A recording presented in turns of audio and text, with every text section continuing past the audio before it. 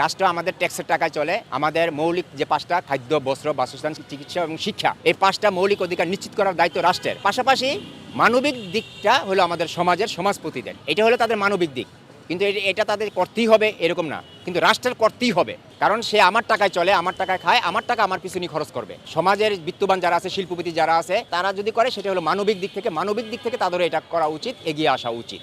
তাই সরকারকে বলবো এই সমস্ত ছিন্নমূল ভাসমান মানুষগুলোর জন্য একটা ব্যবস্থা করেন। এরা সমাজের একটা অংশ, এরা এইভাবে মানবতার জীবনযাপন করে, এতেই বোঝা যায় এই দেশটা আসলে কতটা অসভ্য, এ দেশটা কতটা অমানবিক, এ দেশটা কতটা বেআইনি বা কতটা বিচারহীনতার একটা দেশ।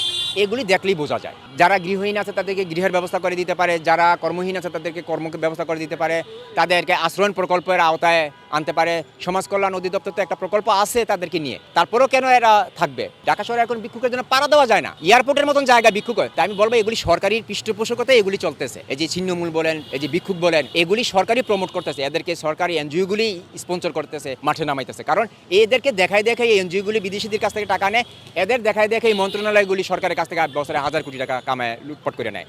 তাই সরকার ইচ্ছা করেই, মন্ত্রণালয় ইচ্ছা করেই এই সমস্ত ভবঘুরদের, এই সমস্ত ছিন্নমূলদের, এই সমস্ত ভিক্ষুকদেরকে পুনর্বাসনের ব্যবস্থা করতেছে না।